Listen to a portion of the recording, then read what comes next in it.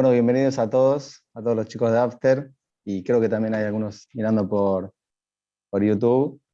Bueno, esta fue una idea de la Moral y Lleva, gracias ahí está saludando, eh, gracias a toda la situación que, bueno, lamentablemente está pasando en Israel, que parece que terminó, pero estoy leyendo y siguen pasando algunas cosas todavía, así que qué mejor idea que traer a Rab Jonathan Berim, que como para los que para que los conocen, él actualmente está saludando, vive en Israel, pero él es argentino, estudió acá, hizo todos sus estudios acá, fue director en Menorá varios años acá en Buenos Aires, y bueno, ahora está en Israel, si no me equivoco, en Beit Dagan, y bueno, sabe mucho del tema.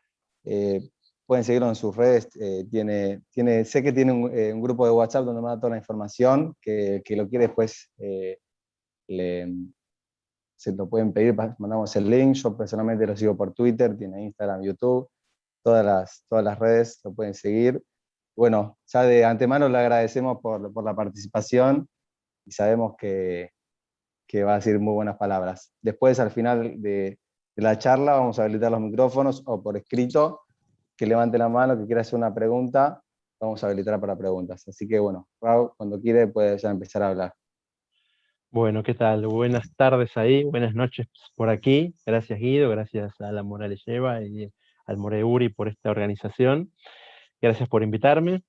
Y bueno, como bien me pidieron, la idea es tomarnos unos minutos para pensar juntos todo lo que es este conflicto actual y antiguo, moderno de Israel con los palestinos, Israel con los árabes, Israel con Hamás, ver de qué se trata y poder entre todos tener herramientas a veces para poder explicar la situación y poder saber cómo responder quizás ante un comentario adverso o ante opiniones que son opuestas a las nuestras, no para convencer, pero sí para que quede claro tanto lo que uno piensa como lo que piensan los demás, y eso sea un punto de partida para todo lo que es la conversación, el diálogo, el entendimiento, y es aportar nuestro granito de arena hacia la paz y el entendimiento mutuo.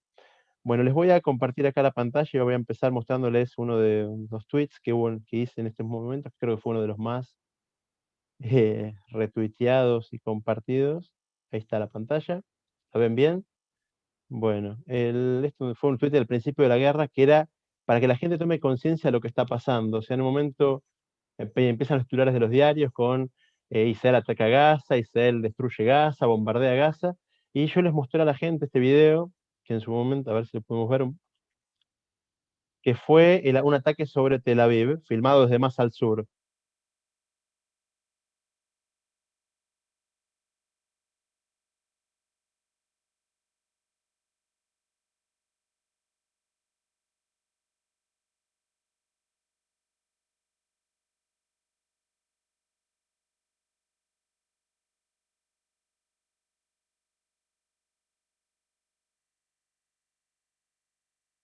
Muy bien.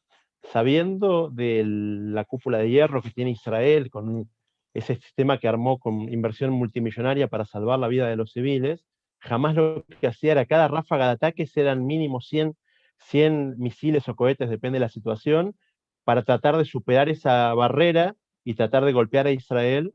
La barrera funcionó muy bien, hubo un 90% de efectividad, pero como ven, parece la guerra de las galaxias y se trataba justamente de uno de los tantos ataques de Hamas que en el transcurso del conflicto llevó a unos casi 4.500 misiles disparados contra Israel. Ahora, no se puede hablar del conflicto empezando una semana atrás, tampoco desde el principio de los tiempos, pero vamos a hacer una introducción rápida para saber dónde estamos parados, porque si uno no sabe dónde está parado, no puede empezar ni siquiera a hablar. Vamos a ver que hay una parte que es nuestra, que es un tema personal del pueblo judío, de nuestra fe, de nuestra emuná, y una parte que es ya una parte histórica, comprobable, representada en arqueología y en un montón de otros aspectos. Les voy a mostrar. Por eso le puse de Abraham a Israel. ¿Se ve bien la presentación? ¿La ven todos? A mí ustedes, sus caritas me tapan la mitad, pero creo que ustedes la están viendo completa. Perfecto, gracias Guido. Muy bien, entendiendo el conflicto de Israel y Palestina. Bueno, esta es la presentación. Ya lo dijo todo Guido, así que no hace falta decir más nada. Y de repente uno agarra el diario, agarra Clarín, agarra Infobae, agarra Página 12 y de repente ve frases de lo más absurdas o de lo más contradictorias. O sea, no pueden ser las dos cosas verdad, aparentemente. Uno agarra el diario y lee, los palestinos son pobres víctimas. Que Israel es un genocidio en Gaza, que Israel es un estado apartheid. Todo mal, todo pésimo. Y de repente otro lado dice, viene otro diario, otra opinión y dice que los palestinos son terroristas y asesinos, Israel es el país más moral del mundo, que cada ataque está planificado y pensado y estudiado. Y si no puede ser, o sea, hay un problema acá, un problema de comunicación donde si uno quiere saber la verdad, ¿cómo puede ser que tantas voces cuenten tantas cosas distintas? Es aparentemente algo que no tiene lógica, porque o una cosa es cierta o otra cosa es cierta, pero que todo sea cierto.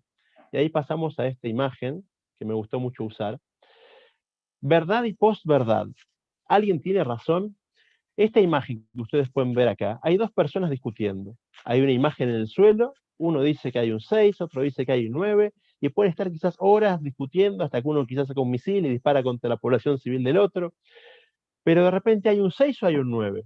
Y acá no se trata de verdad o mentira, simplemente hay una imagen, y según donde uno esté parado, es la imagen que va a ver. Eso pasa con muchas cosas en la vida, una situación de, si es un conflicto de pareja o con un amigo, con un hermano, con un padre, con los padres, y de repente estamos viendo la misma situación, pero desde ópticas distintas. No es que mi verdad es verdad y la verdad del otro es mentira, o al revés, sino que hay una verdad, es una situación que existe, pero cada uno desde su lugar la ve distinto. Entonces ahí es donde entra en juego la importancia del diálogo, la importancia del hablar. Entonces, uno hablando va a comprender la forma en que el otro ve la situación y va a poder acercarse a él. Es un principio básico para lo que después se llama Shalom Bait, que es la relación de pareja, o la amistad, o el respeto a los padres. Es simplemente poder ponerse en los zapatos del otro. Estamos en unos tiempos donde, naturalmente, cuando el otro está hablando, yo estoy en un diálogo, lo que estoy haciendo en vez de escucharlo es pensar qué le voy a responder. No tengo que pensar que le voy a responder, tengo que escucharlo a la otra persona, tengo que tener esa capacidad de entenderlo, comprenderlo y después, en base a eso, pensar juntos. De hecho, en la Guemará hay muchas discusiones entre Bet Shammai y Bet Hillel, y una de las grandezas es que muchas veces uno trae una reayá, que es una prueba a favor del otro. Si uno está en una discusión y quiere ganar, y tiene una prueba que lo va a hacer perder, va a tratar de que esa información no se ponga sobre la mesa. ¿Por qué? Porque yo quiero ganar justamente y esa información me juega en contra. En nuestro caso, cuando buscamos la verdad, y es el gran ejemplo de la Gemara del Talmud, es que nos importa la verdad. Entonces, si la prueba va en contra mío, no importa, porque yo no quiero tener razón, yo quiero acercarme a la verdad.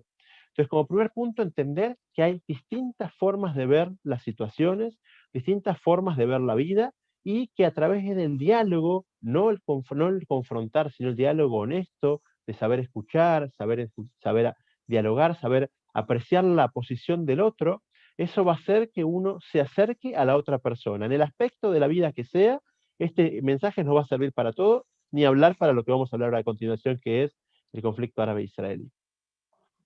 Otra situación. Acá ya no estamos hablando de que hay una verdad, sino que lo que hay es una manipulación, es una imagen muy conocida, esta no sé, uno la vio dando vueltas por internet, pero acá hay una situación donde hay una víctima y un victimario, o sea, una persona que está corriendo para evitar que le claven un cuchillo y otro que está buscando clavarle un cuchillo al otro, pero según cómo se pone la cámara y qué se ve reflejado en la televisión que vemos ahí, vemos que se puede invertir completamente los hechos. Esto es lo que se llama en filosofía postverdad. No es que estoy mintiendo, pero estoy haciendo un recorte de la realidad que se adapta a lo que yo quiero transmitir y a lo que yo quiero comunicar. Ya no me importa si es verdad o no es verdad. Si estoy dejando afuera algo importante, tampoco importa. Ya importa yo cumplir con el editorial, se llaman los diarios. Mi diario es un diario pro-Israel, entonces quiero contar todo pro-Israel, voy a contar todo de forma tal que acomode los hechos para que Israel sea espectacular. O lo contrario, que es lamentablemente la mayoría, quiero que los palestinos siempre sean las víctimas, los pobres, los que están sufriendo, los que hay que apoyar. Entonces voy a hacer un recorte de la realidad de forma tal que, que todo lo que la gente vea sea a favor de ellos. Entonces no importa qué pasó tampoco, yo voy a hacer que sea una situación así. De hecho, no sé si vieron imágenes dando vueltas por el mundo de los edificios en la Franja de Gaza cayendo, los periodistas hablando con el edificio atrás, y el edificio se le viene abajo, atrás como si fuera una casualidad, cuando está todo recontra estudiado, porque Israel avisó qué edificio va a atacar, por qué lo va a atacar, dio varias alertas previas para que no haya habitantes, no haya civiles en el lugar, incluso a riesgo de que se escapen también los terroristas. Otro país no hace eso, pero viene el periodista de la BBC, otros lugares, pone la cámara justo con el edificio atrás, el periodista adelante hablando con un casco siempre muy llamativo y haciéndose el desinformado, y de repente, mire, mire lo que pasa atrás mío, mire, mire, urgente, Israel destruye todo. Entonces, una situación que, si contás la historia completa, se da que es una represalia por un disparo de misiles y que están atacando un edificio que en realidad es una cueva de terrorismo, después se convierte en una forma de convertir a la víctima en victimario. Y eso es lo que pasa en esta foto en forma quizás humorística, pero en realidad no es nada humorístico porque es algo muy triste que ocurre, que termina ya deformando la verdad. El anterior era un diálogo, era un conflicto entre dos personas que no se entendían por no saber escucharse. Acá se suma una manipulación, una persona que con maldad quiere alterar la situación para que la información llegue de forma distinta a lo que está realmente ocurriendo. Muy bien. En esta imagen, la Torá que puse de fondo no es casualidad, es una Torá que se llama la Torá de Rodas. De hecho, está en Buenos Aires, la pueden ir a ver, está en el museo del Holocausto de Buenos Aires. Es una ciudad, una Torá que pasó por Rodas, fue salvada de la Shoah en Rodas, pero fue escrita en el siglo XIII. O sea, una Torá que tiene 800 años, exactamente igual que la Torá que tenemos en todos los Batei Knesiot, en todas las sinagogas, con el mismo texto, pero que la Torá en sí esta ya es antigua, es mucho más antigua que el pueblo palestino, quizás se podría decir. Vamos a ver la realidad de los hechos y a qué se refiere. Como les dije antes, hay parte que es emuná, que es fe, y hay parte que es ciencia, que es arqueología. Esta parte es fe, porque nosotros creemos que el texto de la Torá es real, pero si uno va a hablar con una persona de otro credo y no cree en este texto, va a decir, estos son fe, y como vos tenés tu fe, yo tengo mi fe, entonces no es cuestión de discutir en ese aspecto, porque no es que uno va a poder comprobar que su fe es más fuerte que la otra. Cada uno tiene su fe, cada uno tiene su religión. De hecho, el Rambam trae que cada religión tiene su objetivo y su forma de acercar a la gente a Hashem, a Dios. Entonces no tenemos por qué estar discutiendo este aspecto, simplemente lo traigo para que nosotros, como judíos, entendamos desde nuestro lugar cómo es esto que tiene su origen. Y tenemos la famosa, primero el viaje de Abraham, donde vivía en una zona de Irak o Babilonia. Hashem le dice, él es Lejá, viaja a Israel, y en Israel, estando ya en Israel, tiene varias veces que Hashem se le presenta y le promete la tierra de Israel, para él y su descendencia. La primera que les muestro acá, que es, y te daré a ti, a tu descendencia, luego a ti, la tierra en la que vives, toda la tierra de Canaán, como herencia para la eternidad. Canaán era el nombre antiguo de la tierra de Israel, y es la promesa que se hace en Brit Ben Ametarim, cuando hizo el pacto entre las partes, entre Hashem y Abraham. Se le dice a vos y a tu descendencia, pero nosotros sabemos que la descendencia de Abraham fue Ismael y Esab, entonces quizás también le correspondería a los dos. Y bueno, después por eso salté ya a Itzhak, que fue directo, porque había muchos sukim para poner, pero fue directo al de Jacob, que Jacob ya no hay duda que es patriarca del pueblo judío solo, y dice, la tierra en que estás acostado, esto pasa cuando Jacob tiene el sueño de la escalera, yéndose de la tierra de Israel para conseguir su shidduch, para conseguir una esposa en la casa de Labán, del tío, y dice, la tierra en que estás acostado te la daré a ti y a tu descendencia. Ahora, como les dije antes, que uno puede cambiar las cosas, no sé si muchos saben, no creo que muchos hayan leído el Corán, pero el Corán cuando reescribe esta historia, el Corán escribe que la Akedat Yitzhak fue Akedat Ishmael, y que la promesa de la tierra de Israel fue para Ishmael y no para Yitzhak. Así que a nivel fe y a nivel promesa divina, los árabes o los musulmanes más que nada van a decir que también tienen su promesa y también tienen su, su garantía divina de que la tierra les corresponde. Así que en este aspecto, como les dije, esto es para que lo sepamos nosotros, no es para que uno transmita a otro disputa por esto, porque no es motivo para discutir, porque de vuelta, cada uno tiene su versión. Es verdad que la nuestra es más antigua, después primero vino el judaísmo, después vino el cristianismo y después vino el islam, pero no es cuestión para meterse en esas discusiones. Uno tiene que tratar de respetar a las creencias de los demás, más que nada si lo llevan a ser una buena persona, que es lo que deberían buscar todas las religiones, hacer de cada persona un ser humano mejor. Muy bien, como les dije, ahora sí entramos en parte científica. De repente vienen y con los argumentos de que el pueblo palestino es milenario, hace 7000 años que vivimos acá, incluso más todavía. Lo quieren asociar con los filisteos, con los Plishtim, que fue un pueblo que sí existió en la época del Tanaj, es un pueblo famoso por sus luchas contra Israel. De hecho, las grandes luchas el rey David fueron contra ellos, previo a él fue incluso Shimshon, el famoso juez de Israel, que también luchaba siempre contra los Plishtim, así que era un pueblo que existía, que no era un pueblo autóctono de la zona. De hecho el Plishtim viene de la raíz de pueblos invasores, porque eran pueblos que venían de Europa. Hay mucha arqueología similar entre los Plishtim y los griegos, o sea que se supone que venían de la parte de Grecia, del sur de Europa, así que ni siquiera eran autóctonos de la zona, como quizás eran los pueblos judíos y su ascendencia semita, pero estamos hablando de un vínculo entre los palestinos que quieren hablar de un vínculo antiguo que no existe.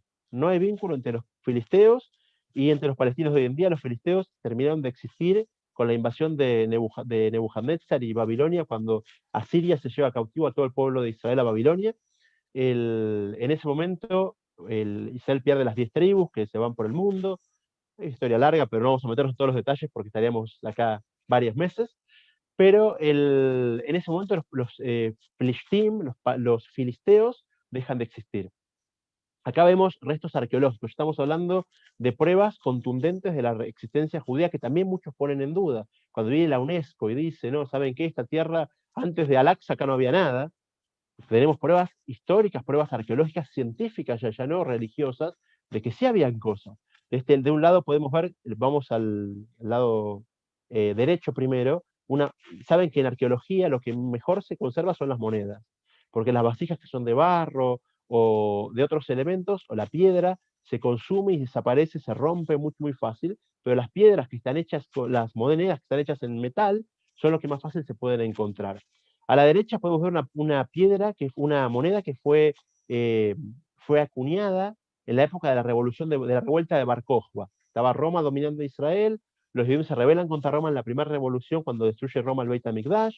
Más años después, con el apoyo de Rabbi Akiva como autor intelectual, surge la revuelta de Bar Kokhba, y cuando Bar Kokhba empieza a ganar la guerra, imprimieron estas monedas que de un lado vemos la fachada del Beit HaMikdash, o sea que cuando viene la UNESCO y te dice acá antes de la mezquita de Al-Aqsa no había nada, vamos y mostramos una moneda, miren, escúchenme, moneda grabada en hebreo antiguo, donde habla de Jerusalén, Yerushalayim, y muestra el Beit HaMikdash. Del otro lado de la moneda podemos ver los Arbat Aminim, cosa que vemos relación directa con el pueblo judío actual. O sea, de repente dicen, ustedes son invasores, vienen de Europa. ¿Qué invasores de Europa? Tenemos raíces ancestrales que nos vinculan a esta tierra, y donde vemos incluso cosas que al día de hoy se usan. Uno puede ir en la fiesta de Sukkot a cualquier sinagoga y va a encontrarse a judíos agarrando las 4 especies, cosa que está tallada en la moneda de Bar Kokhba de hace 2000 años de antigüedad. Y del otro lado,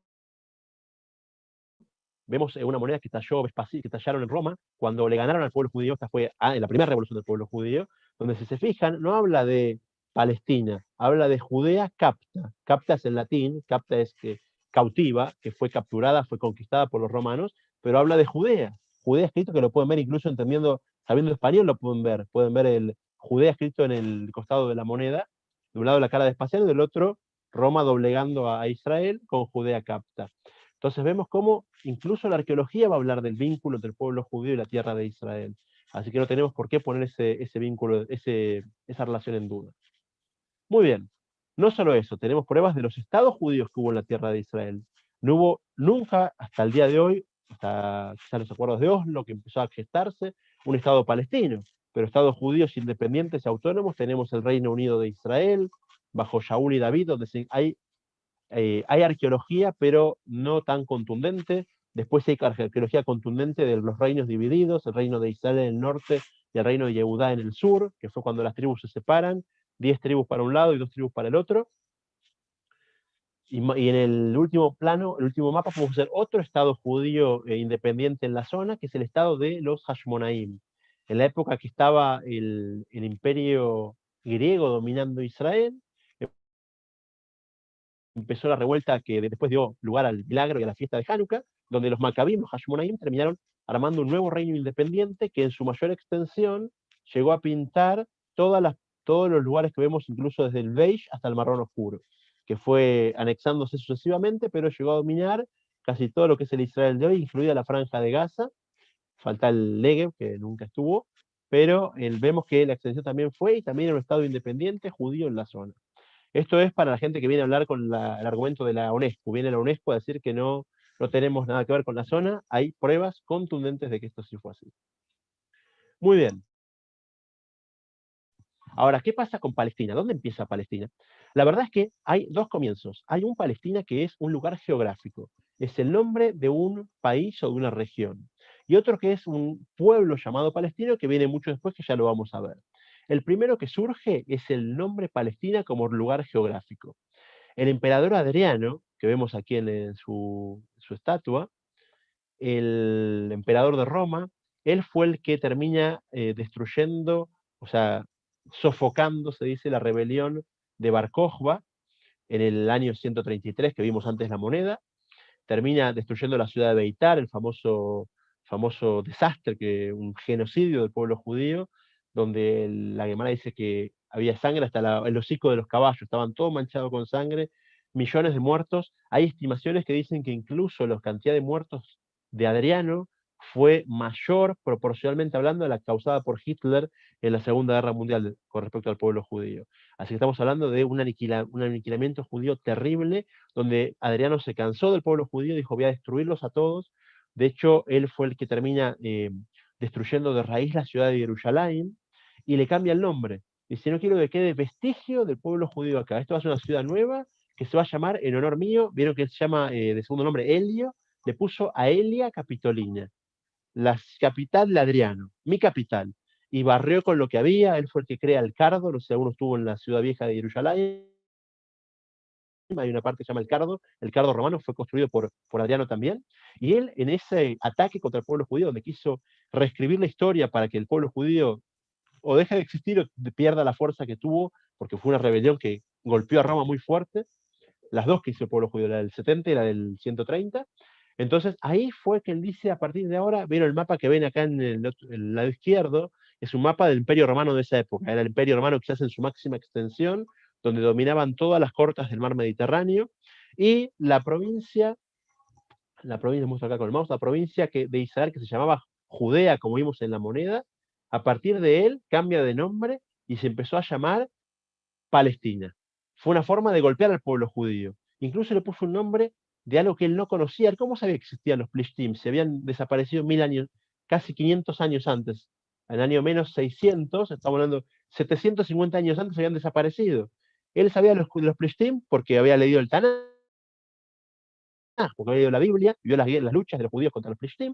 Entonces, él decide cambiarle el nombre a la región y le pone Palestina. Y así empezó a llamarse ese lugar geográfico como Palestina. En vez de provincia de Judea, provincia de Palestina. Muy bien. Ahora, el pueblo judío va al Galut, va a la diáspora, una diáspora muy larga de casi 2000 años. Y en esa diáspora, ustedes saben que no perdimos contacto con Israel. No puede abrir el Shulchan Aruch, abrir cualquier libro de leyes judías o de filosofía judía, ver que el vínculo con Israel se mantuvo siempre. ¿En qué lo vemos? En muchísimos aspectos. Hay capítulos enteros del Shulchan Aruch que hablan de cómo hay que recordar Jerusalén, cómo no hay que olvidarse. Y si se fijan, acá traje tres que son quizás los más representativos. El primero es el famoso novio rompiendo la copa en la jupá, que de repente está en un momento de alegría y rompe un cristal. La idea de eso es simbolizar o recordar que la alegría no es completa mientras seguimos en exilio, mientras Jerusalén no sea reconstruida. Otro ejemplo más que tenemos es Yehudim haciendo tefilá. En este caso del dibujo, están los Yehudim haciendo tefilá hacia el cótel. Fíjense que está justamente al lado del cótel. Pero si se fijan, ¿dónde se hace tefilá en Argentina? Te dicen: busca el este. Uno creería que la tefilá se hace hacia el este, pero no es hacia el este, es hacia Israel. Si uno está en Rusia, hace tefilá hacia el sur. Si uno está en Sudáfrica, hace tefilá hacia el norte. Entonces, siempre orientado a Israel. No importa en qué parte del mundo esté, siempre Israel, y si está en Israel, a Jerusalén. Y el tercer dibujo que ven acá es otra ley estipulada en el Shulchan Aruch, que una persona que tiene en su casa tiene que dejar un espacio en la pared sin revocar, sin poner el revoque, dejando el ladrillo al aire. ¿Para qué? Para recordar también que por más que tengo una casa y me siento cómodo y tengo metros cuadrados donde puedo estar tranquilo, igualmente yo tengo que recordar Jerusalén, que no está mi felicidad completa hasta que Jerusalén no esté completa. Entonces el vínculo con el pueblo, con Israel, se mantuvo 2000 años fuera de Israel, pero conectados con Israel.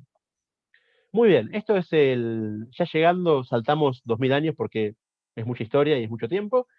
Ya siglo XIX, ya antes de que empiecen las salidas de judíos a Israel, el escritor y humorista estadounidense Mark Twain, seguramente escucharon hablar de él, dijo tenía un sueño de visitar Tierra Santa y visitó Tierra Santa y le puso al libro una placentera excursión a Tierra Santa. Es un tipo muy irónico y cuando uno abre el libro y lo lee, dice, esta es una frase del libro, literal, un lugar inhóspito y desolado. Fue como asistir a un velorio pero sin el muerto directamente, o sea, de la placentera excursión a un desastre. Él describe un lugar vacío, un lugar sin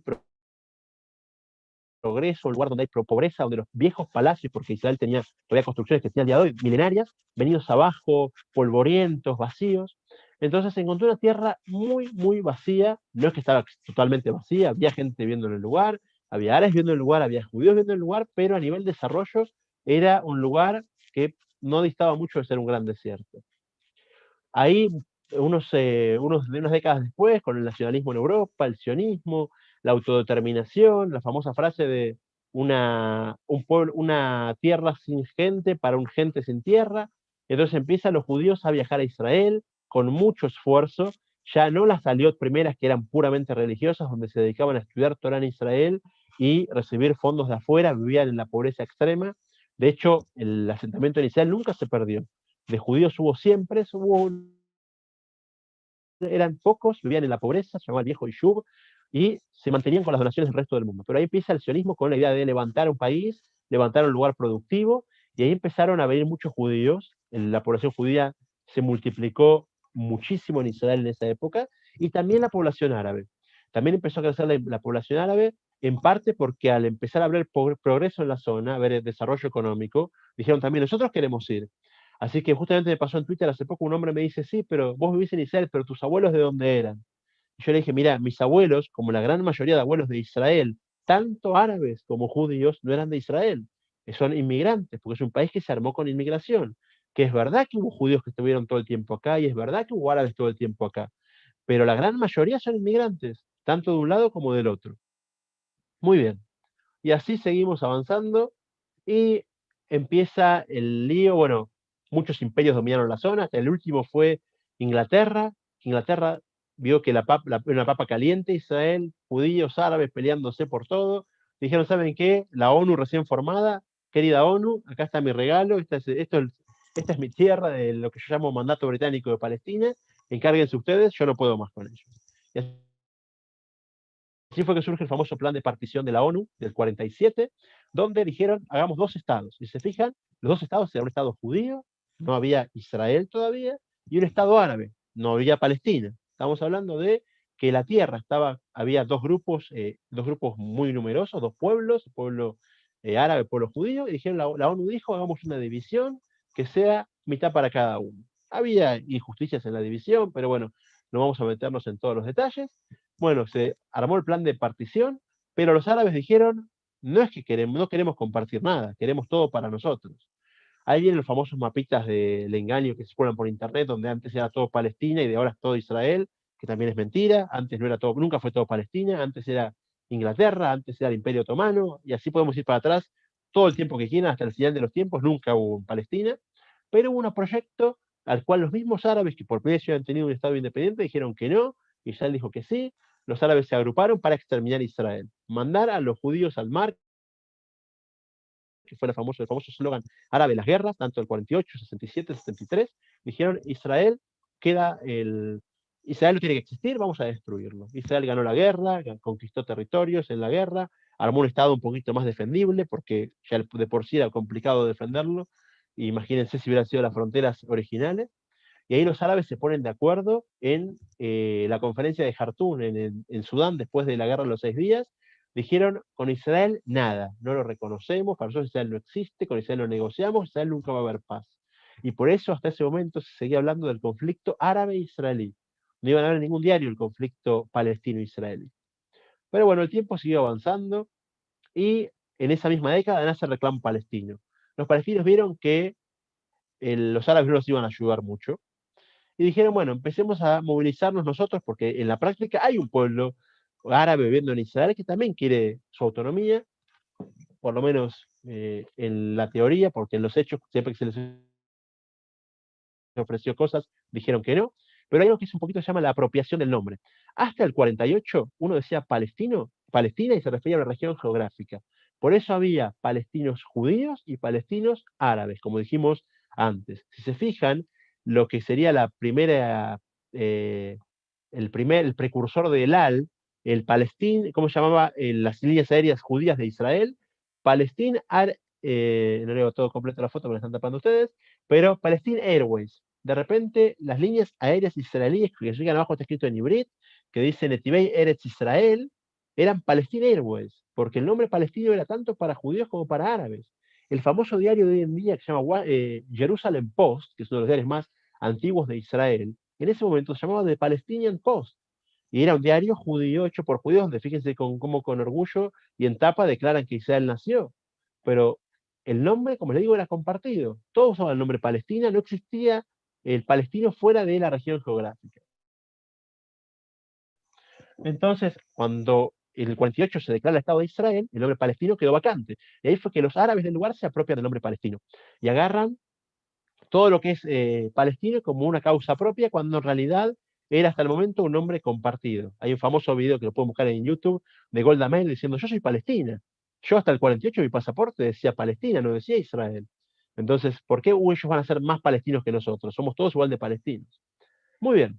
Pero Palestina en la década del 60 se da cuenta que los árabes no pueden contra Israel, por más que se juntan todos no le ganan. Entonces buscaron desarrollar su narrativa histórica para tener correspondencia con el pueblo, con el lugar.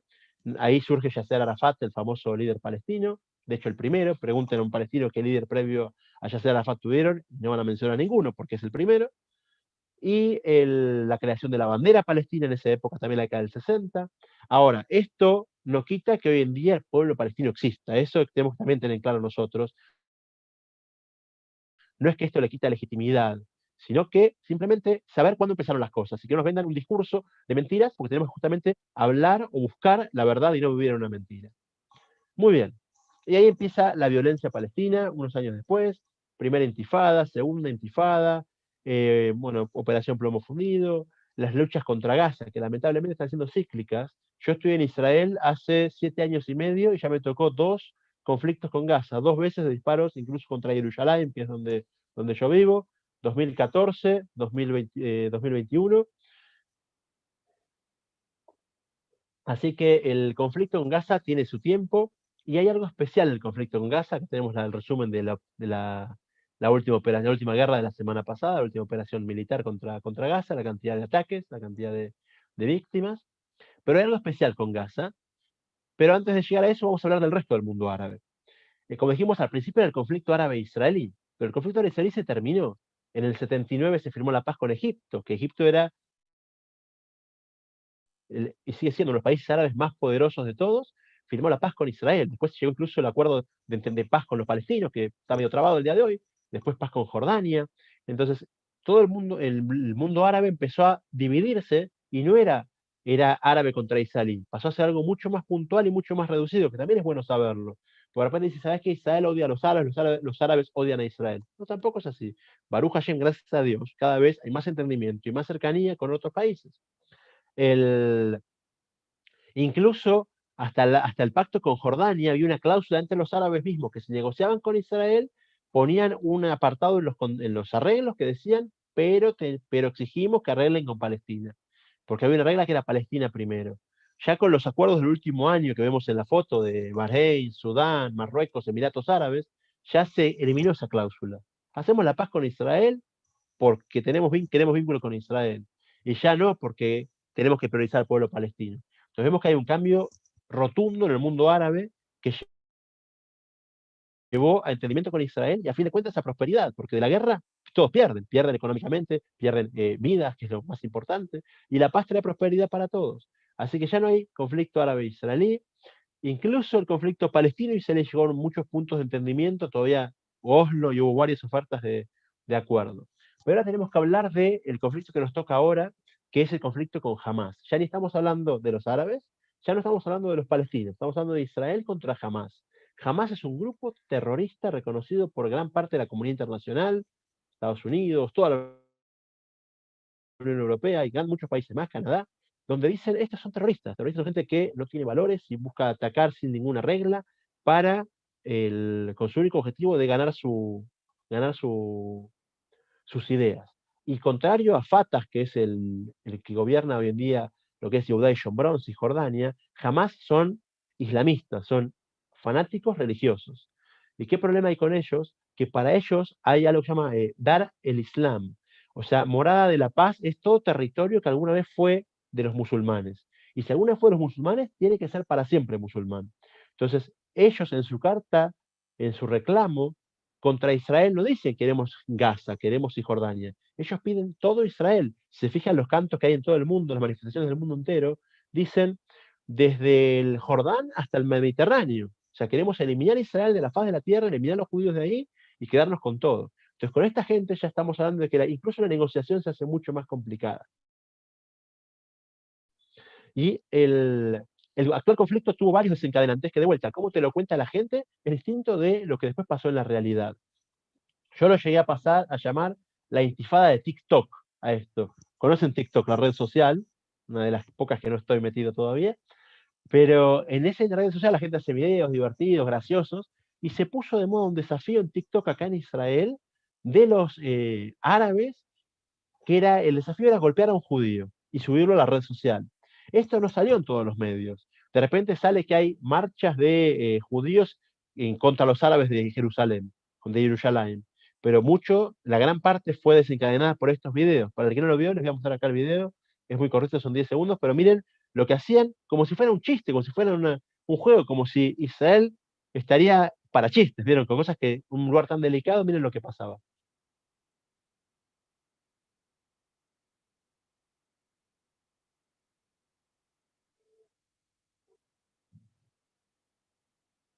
Este video, que no salió en todos lados, fue el primero de los que los empezaron a subir a TikTok y empezó a causar tanto lío en una zona que de por sí es el Medio Oriente y en general Israel en particular es una zona que hay que tener mucho cuidado con todo lo que pasa porque siempre uno está al borde del conflicto.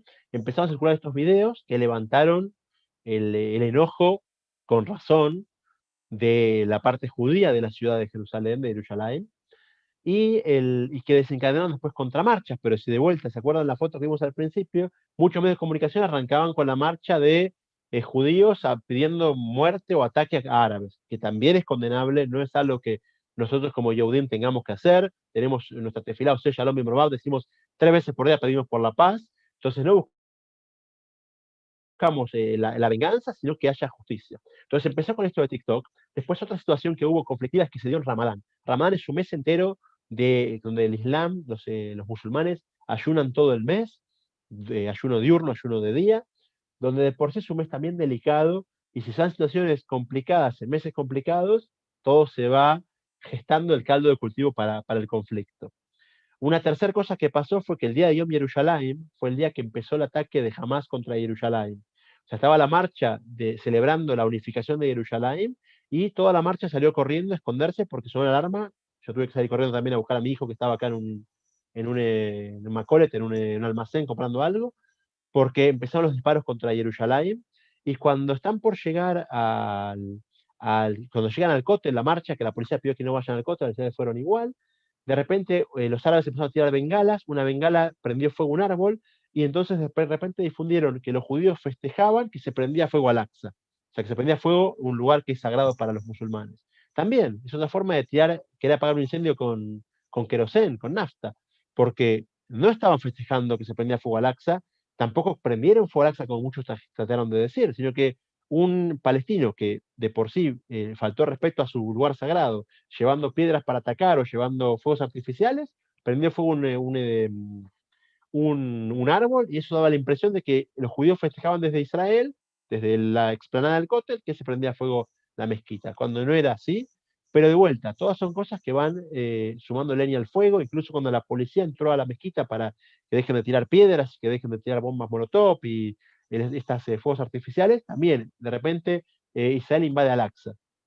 Se fijan que el relato es muy importante en la historia, cómo cada uno cuenta los hechos hace que de repente pasen para un lado o para el otro, cuando es verdad que hay a veces errores en todos lados, pero hay que entender las cosas en profundidad y no quedarse con lo que me están mostrando. Otra cosa que pasó, que ahí fue un Israel buscando quizás el lugar de donde más palestinos se juntan en la época de Ramadán y en general es en la puerta de Shar Shem, la puerta de Damasco. Israel puso ahí barreras para que no se junten ahí, como que siguen caminando y se vayan, cuando es una zona realmente peligrosa, y cuanto más gente se junta, más peligrosa es. Ahí fueron la gran mayoría de ataques con cuchillos contra las policías israelíes, se dan en esa puerta especialmente. Entonces Israel, tratando de controlar a esa multitud árabe que se iba a juntar, puso restricciones. Eso de revuelta fue una espiral de enojos. ¿Por qué nos atacan? No dejan festejar como queremos. Entonces de revuelta, la intención quizás fue correcta por seguridad, por el corona, por un montón de cosas, pero en momentos delicados todo hace que uno termina teniendo nafta al fuego, como dijimos antes.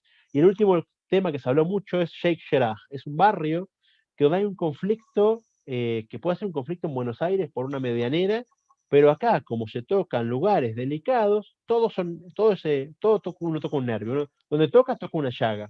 Entonces hubo un conflicto ahí, donde hubo unas propiedades que unos propietarios judíos demostraron que en la época del Imperio Otomano las conquistaron.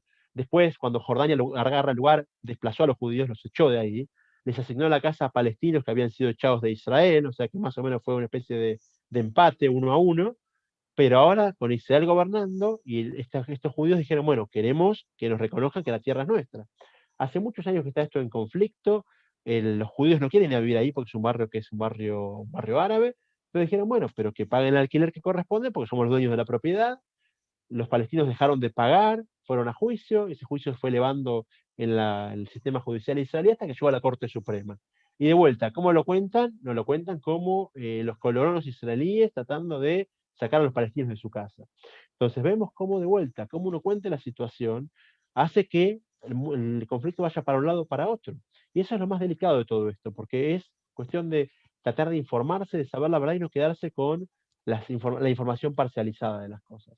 Y el último ejemplo que les puse ya para terminar es el tema del genocidio en Gaza. Diario genocidio en Gaza. Israel explota todo, Israel mata a todos. Como vimos antes, hubo más de 1.500 ataques de la Fuerza Aérea Israelí a Gaza.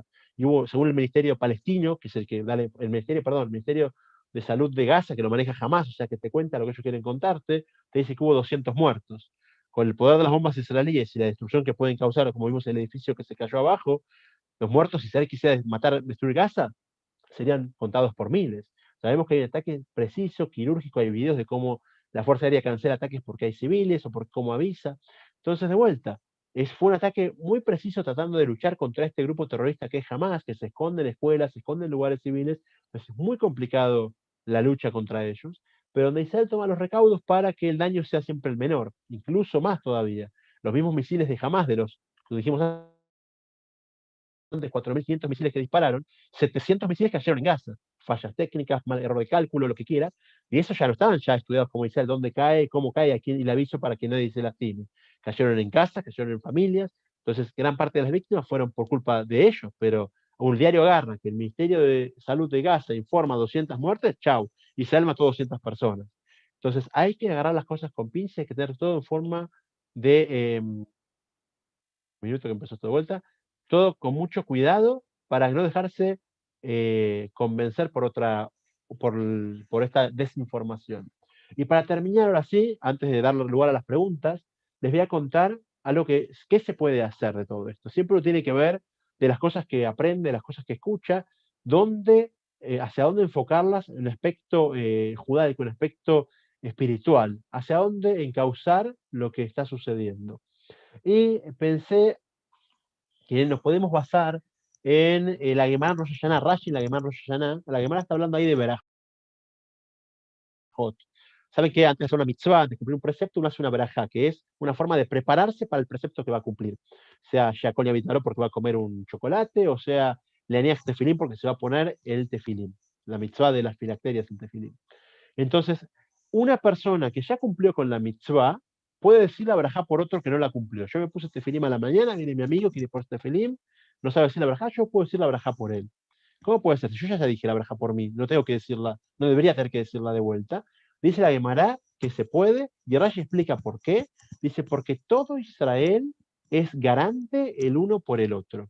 Es una forma de desarrollar esa empatía que hablamos al principio. Uno puede pensar, esto pasa en Israel, a miles de kilómetros, no tengo nada que ver conmigo. Incluso yo en Jerusalén puedo pensar, ¿saben qué? El problema lo tienen a Ashkelon, en Sderot, en Netivot, donde caen misiles todos los días. Pero ya acá cada una vez cada 7 años no es tanto problema, pero no es así. La Torah quiere que uno se solidarice con el que está sufriendo. Si uno ve que otro sufre, uno sentir ese sufrimiento, porque tiene que ser propio, se llama empatía. Uno tiene que buscar esa solidaridad con el que está sufriendo y ver después qué puede hacer, pero en principio sentir ese dolor. A veces uno piensa, a mí no me va a pasar nada, y después en Londres, cuando llega la protesta de Gaza, le pegan a un yehudí en Londres, ¿qué tiene que ver eso con Israel? Porque si uno dice que el antisemitismo y el antisionismo son cosas separadas, y no es así. Si le pegas a un judío que vive en tu barrio, aparece una pintada en Villa Crespo, antijudía, porque Israel está teniendo problemas con Gaza, es porque ven que nos ven a todos como algo igual. Israel, sionismo, judíos, todo lo mismo. Entonces, nosotros saquemos ese mensaje para buscar esa solidaridad con el otro, buscar pensar en lo que el otro está sufriendo y cómo yo, en principio, sentir el dolor, y después ver cómo lo puedo ayudar. Al punto tal que el Maral de Praga dice que tenemos que ver todos como parte de un mismo cuerpo. Si uno se martilla el dedo, no dice la cabeza, igual fue el dedo, no tengo nada que ver yo. No, es tu dedo. O sea, si te martillaste el dedo, te va a doler a vos. Así lo mismo como con nuestros hermanos, con nuestra familia. Primero empecemos con los más cercanos y después extenderlo a todos los demás. Al punto que hay un famoso historia, y con esto quiero ya terminar la exposición, el Rabari Levin, que era una persona que su empatía lo desbordaba, una persona que fue ejemplo de la empatía, del sentir el sufrimiento de los demás. Él estaba viendo acá en la época del mandato británico y le decían el rabino de los presos. Él iba cárcel por cárcel, donde había presos judíos, a darles consuelo, a llevarles comida, a dar una palabra de aliento.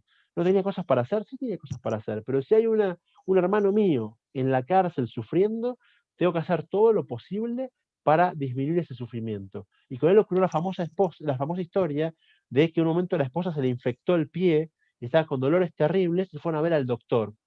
Y el doctor le pregunta, charlando con él, y dice, ¿por qué vinieron? Mientras la esposa se preparaba para que lo revise, le dice el doctor al Rab, ¿por qué vinieron? El Rab le dice, porque nos duele el pie de mi esposa. Y esa persona no es solamente una frase, es llegar a ese punto de sentir el dolor del otro como algo propio. Sentir el dolor como mío, a mí me está doliendo, me martillé un dedo.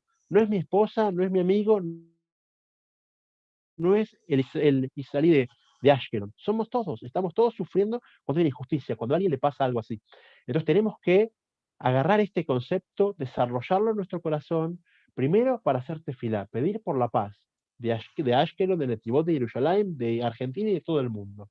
Y segundo, para lo que nos sirva todo lo que venimos hablando ahora, de conocer la verdad y difundirla.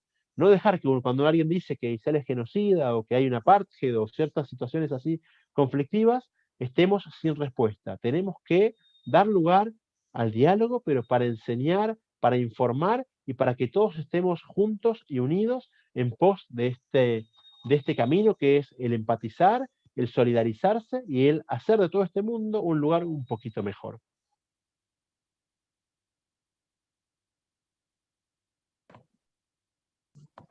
Muchas Bueno, gracias. por Momento favor, para preguntas. tenemos lugar para preguntas. Si algo no quedó claro, si es un tema que escucharon y no saben de qué se trata, bienvenido sea, aprovechemos estos minutos para tratar de dilucidar las dudas y que no quede ninguna. Raf, yo tengo una pregunta. Dale, te escucho. ¿Este lugar, Sheikh Jarrah, era parte de Israel o era una parte que Israel ganó cuando Palestina empezó una guerra? O sea, es un lugar que... En este lugar, hace 100 años, era un poquito más, 110 años, era parte del Imperio Otomano, como todo Israel, como Jerusalén, como Haifa, como Akko y como Tel Aviv. Entonces, en esa época, muchísimas tierras fueron compradas por judíos para vivir ahí o para cultivar o para plantar. Entonces, ese barrio es un barrio de Jerusalén y Jerusalén, en la parte este de la ciudad. O sea que hasta el 1917 fue otomano, con propiedades compradas por judíos en forma legal. Después fue parte del mandato británico. Y en el 48, cuando los árabes invaden Israel, una de las cosas que hizo Jordania fue anexar la parte este de Jerusalén, o sea, la parte oriental, o sea, desde el Kotel para allá, para Jordania. Entonces, en ese momento, ese barrio pasó a estar bajo dominio jordano. O sea, que fue otomano primero, británico después, y después jordano. Y en el 67, la guerra de los 6 días, cuando Israel le pidió por favor a Jordania que no se meta, porque Israel tenía conflicto con Siria y con Egipto, y le pidieron al rey de Jordania, por favor, no te metas, no queremos otro frente de batalla, no tenemos por qué pelearnos. El rey jordano sucumbió ante la presión de Siria y de Egipto, invadió Israel también, Israel respondió y fue que Israel conquista o reconquista en realidad la parte vieja de Jerusalén y unifica la ciudad, y ahí fue que este barrio pasa de vuelta a estar bajo control israelí. Así que es un solo barrio, pero con muchísimos dueños, y por eso tanto conflicto, porque Jordania dice, ahora es mío en el 48. Bueno, la casa está vacía, se la doy a Mohamed, palestino, que quedó sin casa. Y muchas gracias por los comentarios que estoy viendo ahí. Pero después viene Israel, lo conquista, y Israel dice, mira, si alguno tiene un título de propiedad, que me avise. Entonces vienen a decir, es nuestro, y ahí fue que se desató el conflicto entre lo asignado por Jordania y la propiedad previa que habían comprado los judíos. Genial, muchas gracias. Ahí hicieron otra pregunta. Dale, ¿cuál es? Dice, ¿cuál es el sentido de avisar pre-bombardeo? Bueno, justo hace poco había un video de un general del ejército británico diciendo que él nunca haría algo así, hablando de el nivel de moralidad del ejército israelí. Generalmente, cuando se avisa de un bombardeo, lo que se busca es dañar la infraestructura y no a las personas. Es verdad que si no avisás, podés quizás matar terroristas en el camino y se diría, entre comillas, y políticamente incorrecto, matás 2 pájaros de un tiro. Destruís la infraestructura terrorista, o sea, el lugar que usan para disparar misiles, y a la gente que lo está disparando. Pero por otro lado, a veces pasa que es un edificio, es una escuela, es un hospital, y si atacás así, te llevas puesto a la familia que vive en el piso abajo y a la escuela que está en la planta baja. Entonces, la idea de avisar es que se dañe la infraestructura terrorista y no a gente civil en el camino. Hubo una lanzadera que se destruyó cuando estaban por disparar misiles, y ahí se murieron también los que estaban por dispararlos. Hubo el ataque a los túneles donde, y al revés, Israel sabía que eran lugares donde no había civiles, eran solo terroristas, y Israel bombardeó los túneles con los terroristas adentro, donde buscaba que el daño sea completo para el terrorista. Pero el hecho de avisar previamente es que, como está todo tan mezclado entre el lugar, entre la zona civil y la zona militar, la zona terrorista, es que Israel trata de avisar para justamente bajar las víctimas civiles, que ya de por sí lo acusan de que sean muchas, tratar de que sean la menor cantidad posible, porque en la práctica, y vayamos a la verdad, no tiene la culpa una familia que compró una casa en cierto lugar de Gaza, que arriba se le hicieron un cuartel militar. Entonces, es verdad, la casa a veces la pierden porque muchas veces tienen edificios enteros, pero no queda otra forma de que esa infraestructura militar desaparezca y quede inactiva para que dejen de hacer daño a Israel. Acá tengo otra pregunta. Me Dale. preguntan, ¿qué ciudadanía tienen las familias árabes de Sheikh Jarrah? Bueno, ese lugar está en conflicto todavía. Israel ofreció ciudadanía israelí. De hecho, en Israel viven casi 2 millones de árabes, todos con ciudadanía israelí, con los mismos derechos que el resto de israelíes. No así los ciudadanos de Gaza y Cisjordania, que Israel espera que los adopte un Estado palestino, no tener que adoptarlos Israel. Y por eso en Jerusalén es más complicado, porque tienen ciudadanía jordana los señores, no votan en el israelí porque no tienen el documento israelí, no votan en las elecciones parlamentarias, o no pueden votar por Netanyahu o por la PID del Congreso, pero fíjense qué complejo que es, pero sí votan en las elecciones de alcalde de Jerusalén. Así que es muy complejo todavía, porque son lugares que están en conflicto, están lugares que están sin resolver, pero están en un estado medio, un limbo, donde no están ni acá ni allá, participan un poco en este lugar, un poco en el otro. Algo que no mencionamos, también está bueno mencionar, que parte del lío que disparó a Hamas a atacar fue las elecciones palestinas, donde querían ganar y estaban viendo que ganaban, y el Fatah, el otro partido, el laico, dijeron, no, si vamos a perder, mejor no hacemos elecciones, como están hace 15 años esperando las elecciones, gobiernan de facto, sin elecciones, como si fuera una dictadura. Entonces también eso hizo que jamás se despierta a disparar y buscar salir ganador del conflicto, que no lo mencioné antes. Pero de vuelta, son lugares conflictivos, donde hay conflictos, donde hay cosas a resolver en muchos aspectos. No es que está todo resuelto ni que puedes apretar un botón y hacer paz, pero la idea es que cada vez sean menos los conflictos y más las soluciones. Muy bien, ¿está todo clarísimo o le da vergüenza preguntar? Una de las dos. Acá hay ¿no? una pregunta más, que Dale. dice, ¿por qué mucha gente dice que Israel es el que ataca y que Palestina es la víctima?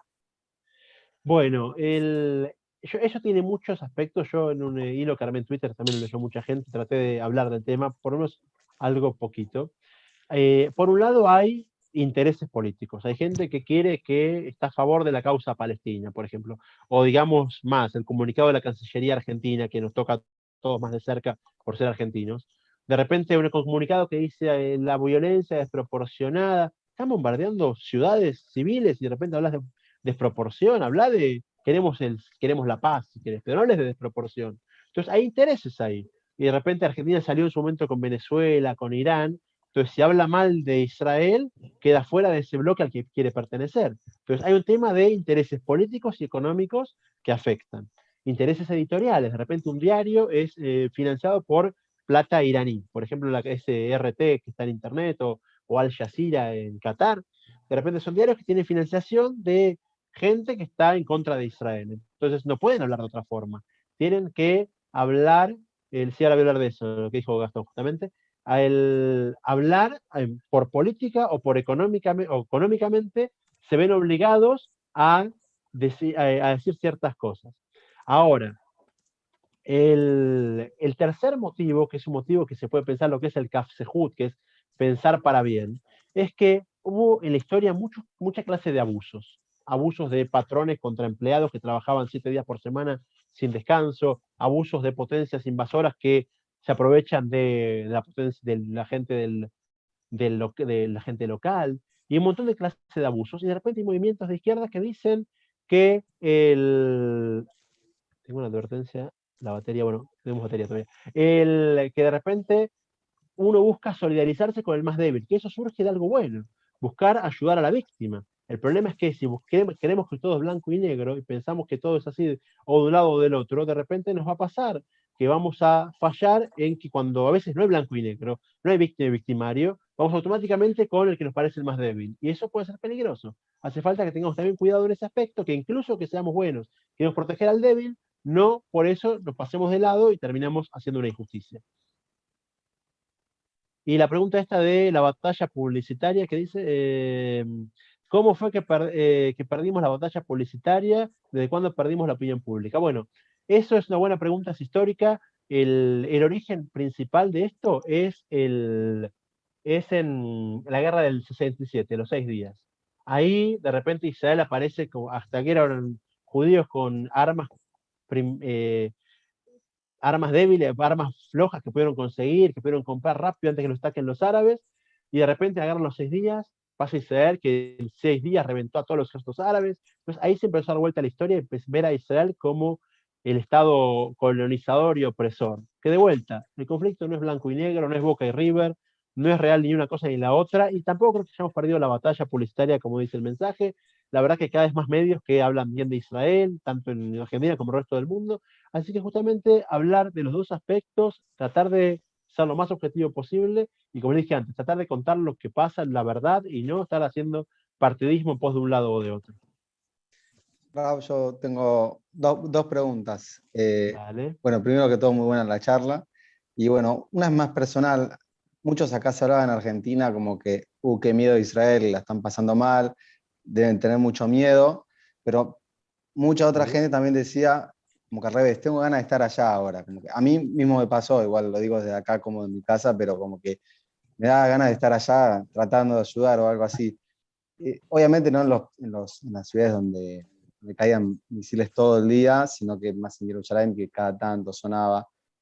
Bueno, ¿cómo se vive eso desde allá? ¿La gente tiene miedo? ¿Prefiere escaparse de otro lado? ¿O se siente más seguro en Israel que en otro lado? Y después la otra pregunta es, no sé si hay una respuesta o qué piensa tanto Hamás como Israel, como todos saben que en 10 minutos Israel puede volar todo Gaza, ¿por qué Hamás decide atacar sabiendo o sea, que no tienen chance, no solo que Israel los puede destruir, sino que Hamás, aunque tire 4.500 misiles, va a matar como mucho 15 personas? ¿En qué le sirve a Hamás hacer eso? Más allá de la respuesta de Israel, o sea, ¿para qué gasta la plata, por así decir? ¿Qué gana? Bueno, buenas preguntas las dos. Primero, el tema de la seguridad acá en Israel, la gente a pesar de todo se siente muy segura, nos sentimos seguros. El, es verdad que las guerras parecen, me acuerdo yo cuando estuve acá, también estuve acá en la guerra del Líbano, la segunda guerra del Líbano en 2006, y me acuerdo una mamá, estaba en la yeshiva yo, y vi una mamá que viajó a Israel a llevarse al hijo para allá por la tapa de Clarín, que todo explotaba y de repente era fuego por todos lados, mi hijo no puede estar ahí. En la yeshiva recibimos refugiados del norte que estaban cayendo misiles todo el tiempo y vinieron a refugiarse, todavía hay lugares que hay más refugios que otros y es más fácil protegerse, pero la verdad que el sentimiento generalizado en Israel es de protección. Uno se siente cuidado, tanto por los búnkers, por la policía, por el ejército, por la cúpula de hierro, ni hablar que por Hashem, porque a fin de cuentas todo es un tema de protección divina, porque que un misil caiga en un lugar y no en otro, hay una Ashgaha Pratit, se llama una supervisión especial de Dios, pero en la práctica el sentimiento que ha generalizado es de seguridad, no de otras cosas. Y la segunda pregunta era recordámela. Digo, ¿por De qué? Hamas, ¿qué gana Sí, Hamas? eso. Muy bien. La verdad es que lo que gana Hamas es quererse mostrar como el abanderado de los palestinos. Ellos quieren conquistar todo Palestina para ellos, vencer a Fatah, que es un conflicto interno. Fatah son laicos. Fatah, si bien tienen sus opiniones extremistas, son laicos y Hamas es un grupo extremista religioso que quiere que todo sea regido por la Sharia, musulmanes con burka, con todo el cumplimiento musulmán de la religión musulmana. Entonces, también ese conflicto interno sí se vio beneficiado. Mira, Israel hace algo en Jerusalén y yo los defiendo, palestinos. Yo soy el que salta por ustedes. Y ahí trata de ganar la opinión pública palestina y eso son su victoria. Ni hablar que todo lo que le puede hacer Israel, por más que sean solo 13 los fallecidos, también le suman. Mirá, lo logramos, matamos gente a pesar de que son el imperialismo y todo. Entonces ganan en opinión pública en el mundo y ganan en opinión pública de los palestinos, así que es una doble victoria. Bueno, gracias. Una última pregunta que me hacen y ya Dale. cerramos. Me pregunta, ¿de qué sirve hacer protestas en otros países? ¿Por qué se ve que hay tantas protestas en otros países? ¿Por qué surge esto? Bueno, primero que hay muchos palestinos en muchos lugares como Chile tienen 500.000 de palestinos, o sea, de descendientes de palestinos, que son gente que se identifica con la causa palestina. Entonces, hace ruido y de repente hace que la opinión pública cambie y si hay mucho ruido en un país, afecta al gobierno y el gobierno de repente tiene que ceder en algo que no quería hacer, así que sí sirve, tanto a favor como en contra, o sea, a favor de Israel o a favor de Palestina, hace que la opinión pública cambie y eso hace pequeños granitos de arena que logran quizás después cambios importantes. Entonces uno logra que a través de su pequeño acto juntarse en un lugar, el gobierno vea, mirá, sí importa lo que opino en ese lugar, en ese conflicto Medio Oriente remoto, el cual pensaba ni opinar, ahora hace falta que opine, hace falta que me ponga de un lado y hace falta que participe. Entonces hace falta que esas marchas logran esa generación de conciencia. Esa sería la respuesta. Buenísimo. Acá dicen una pregunta. Una pregunta es, bueno, lo último para cerrar es una pregunta de si para usted el antisionismo es antisemitismo. Lo nombró antes un poquito más, pero Esa pregunta es complicada. La verdad es que generalmente sí. En el 99.9% de los casos sí. Porque si vos estás de acuerdo que todo pueblo tenga autodeterminación, todo pueblo tenga dónde vivir, y solo el pueblo judío no tenga, es porque estás en contra del pueblo judío, no estás en contra del sionismo, o de la política, o de Israel, o de Netanyahu.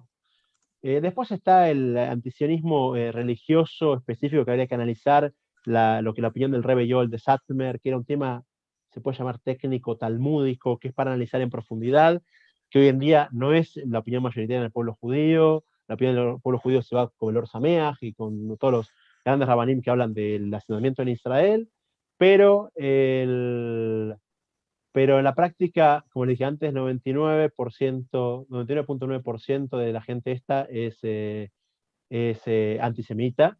Y sobre lo que agrega Natura y Carta, también, de vuelta, si es un tema ideológico, es un tema de que salieron de la llamar una conclusión y les parece que es la correcta, es un aspecto. Pero de ahí a juntarse con el ayatollah en Irán, y estar apoyando gente que quiere lanzar misiles contra Israel, ya es irse de cualquier línea. No es un tema de una discusión filosófica, sino que ya es un tema racional de que estás apoyando a que quieren destruir el pueblo judío. Ya está completamente fuera de la discusión y ya completamente fuera de toda lógica.